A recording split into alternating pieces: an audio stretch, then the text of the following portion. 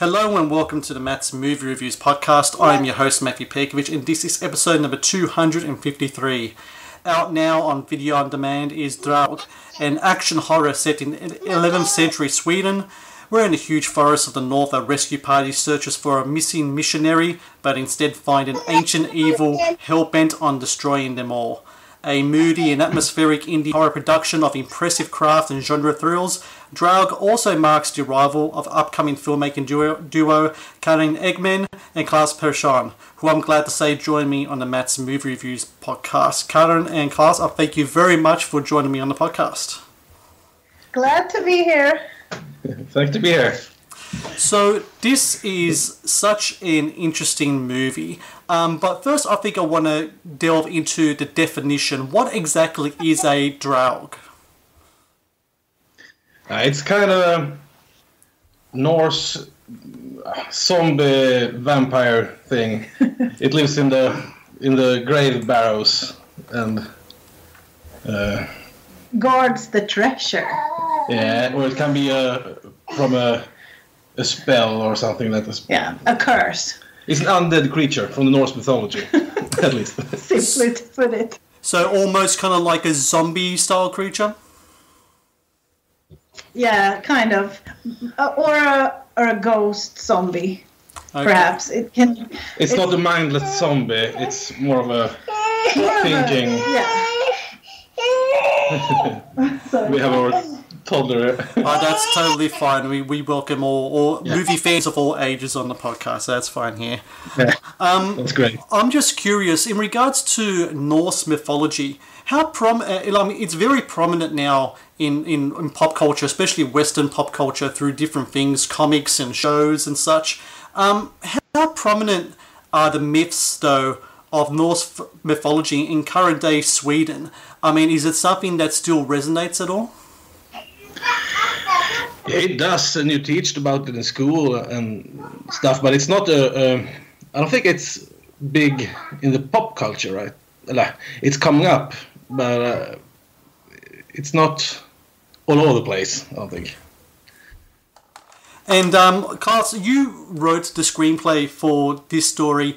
Where did you come up with the idea for taking this folklore mythological creature and having it be the central part of a rescue story, which essentially the movie is very much like a mission rescue story, but with a horror element to it? Yeah, we wrote it together, me and Karin, actually. It comes from, we had an ordinary zombie story a long time ago. We had a web series, The Great Dying, and we were going to do a feature film of that one. That film fell through with financing and stuff, so we started thinking what we were going to do next. And then we thought it would be cool to have the Drauger of the Norse mythology instead of a zombie film. And then we went from there. Yes, and then it's also not based, but there actually was a missionary who's murdered in these woods around the same time as this movie is set. So there's some stories that you can make a movie around where we come from the Viking era. You mentioned before The Great Dying.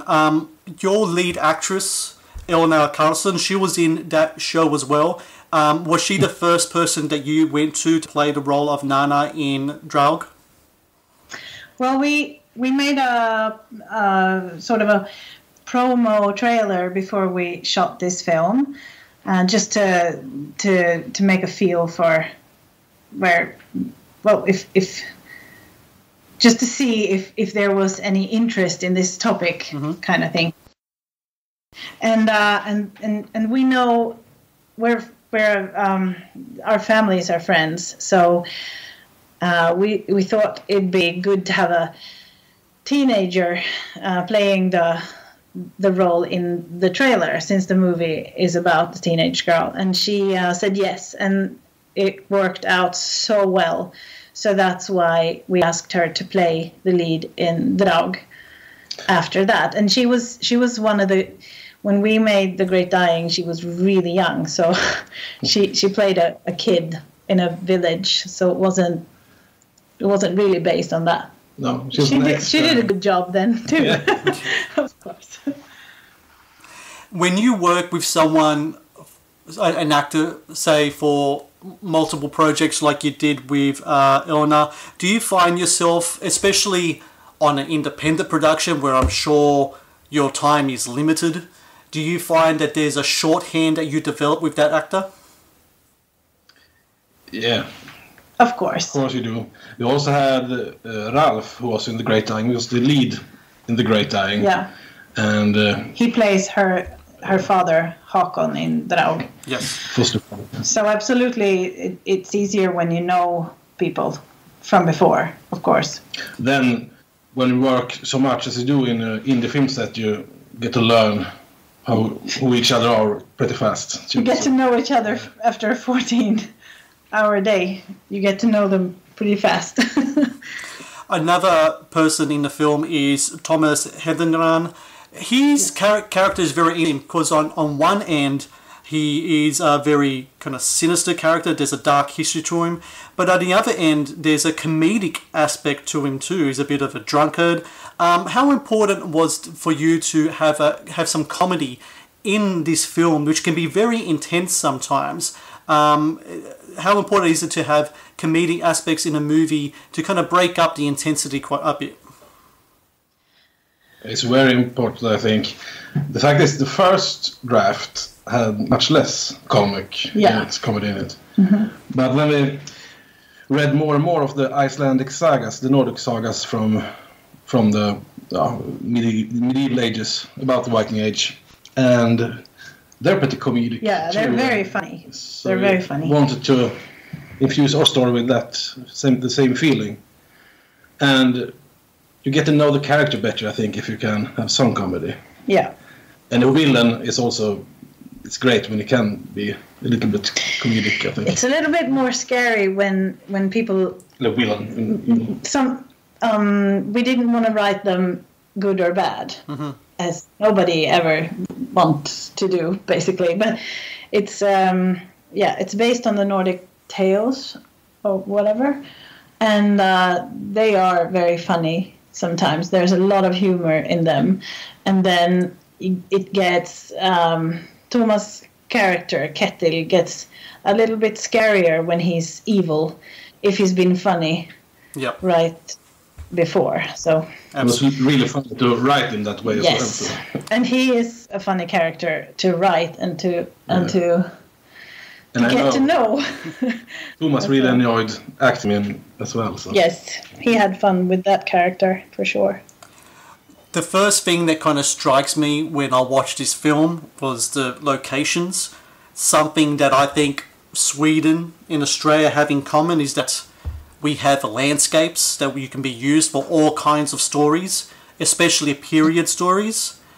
The forests that you film in, did you know about these places beforehand, or did it take some time to find the locations that you wanted to set your story in? We live here.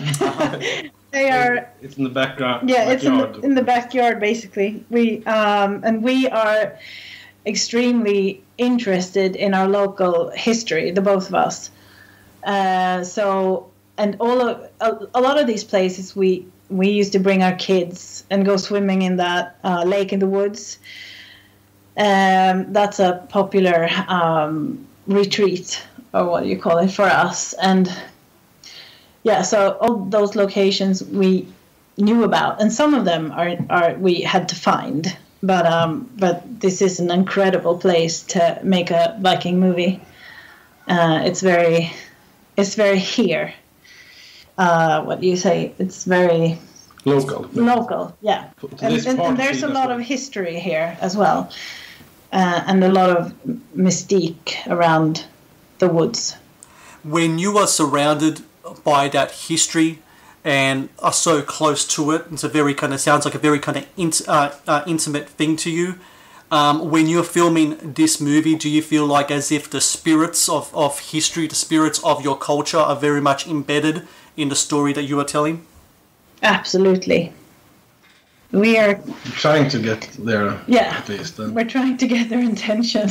At least get some feeling of the past. It wouldn't be any point of doing this movie if we didn't have an interest in letting people know about this history that we have, and a lot of Viking production are very much about the raw warrior Vikings that you see in popular culture, and it's cool to be able to tell a story about how it was for real, or how we think it was, and bring back the magic of the Viking Age lores and sagas. Karin, you were a big part of the special makeup effects. You were one of the special makeup effects artists on the film. I'm curious, when it comes to the Draug itself, the presentation of the monsters in your movie, what were the influences in regards to the look? Were there illustrations of what these folkloric creatures were described as, or did you want to add a different type of twist to it? Well, we're both very involved in each other's work. Of course, we do this basically together all the time. But our inspiration was the bogmen, the dead bodies that they've found. One is from Denmark, I think, and one is from Germany. Mm-hmm. They're older than the Vikings, but they look really cool. So that's the inspiration for these Draugs. But a Draug is the description of Draug is a lot. They can look like almost anything. They can change shape, and they can be scary or beautiful or rotten or all kinds of scary things. So we just based them on the bogmen, and also they found. Well, I don't know. We don't give a shit about spoilers, do we? Totally up to you. Totally up to you. The bog somewhere in the movie, so the explanation might be there as well. But one of these bogmans actually do have a piece of cloth on her. Is it a girl? On her eyes. So, and the other one had a snare around his noose around his throat. So that's that's the idea. And then we had to make all the special effects makeup for that, and then we talked about using CGI and all that, but in the end it's funnier to do it without.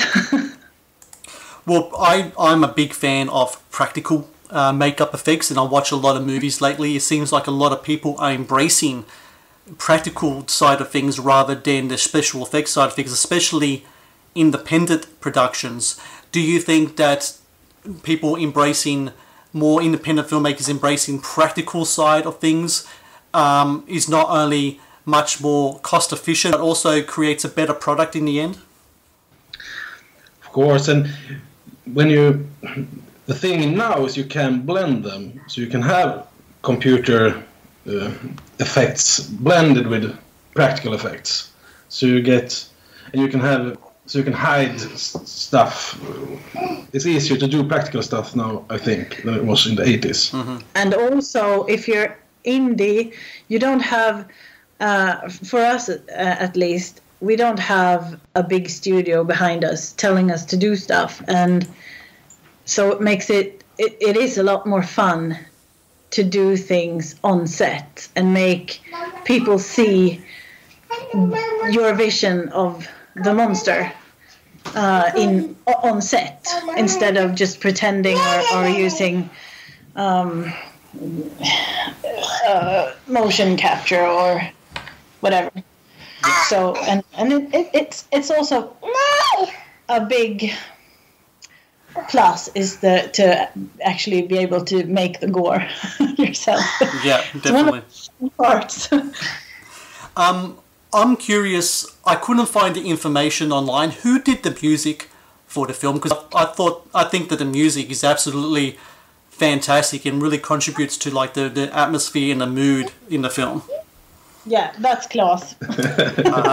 You did an excellent job. I think you did a terrific job with the music and hopefully is there any chance maybe you can put together some type of maybe Spotify playlist or some type of soundtrack so people can hear the music, because I think it's just terrific. Yeah, we're planning to do that. It's actually online on YouTube. Okay. If you go to our channel, Yeah. If you search for Wood Modern or Draug, you'll find the score there. But we're planning on releasing it on Spotify as well, and maybe some more places. That's excellent to hear, because there's so many things I love about the film, and music is definitely one of them. And I think it's really cool that you're going to do that as well, because I've been talking to a lot of independent filmmakers, and I think a lot of independent filmmakers from around the world are really embracing the opportunities to get their work out there in different ways. And I think my final question I want to ask you two was, you mentioned before, this is an independent production. This is something you're doing on your own. The ability to be independent filmmakers and have your movie go around the world through video on demand, etc. How important is that to you as filmmakers, to be able to reach out to so many different people, whereas maybe 20 years ago that would not be able to happen? Yeah, it's pretty. We have a Facebook page that is full of love right now. People are liking the movie, so it's really fun, and there are people from all over the world. So it's really neat to have that opportunity to. It is. It's one of the things that are amazing today, to be able to do this without renting a film camera or really expensive lights, or everyone can make movies, and it makes it a lot more fun. And I think there's going to be an increase in good movies and good original movie makers, because I wouldn't call it easy. It's very hard, but it's doable. Yes. You can make your own movie and you can get it out there. And if it's good enough, then you can get it distributed and get in contact with others. Well, I'm so glad you got in contact with me. I enjoyed the film very much, and I enjoyed talking to both of you. And for everyone out there listening right now on video on demand, Draug, I really recommend you watch this movie. It's an excellent achievement in independent genre filmmaking. And I'm Karin and Klas. I just want to say thank you again for your time today. And if anything comes up in the future in regards to movies and such, please let me know. I'll be like to watch and have another talk again in the future. Absolutely. We'd be happy to. Thank you for having us.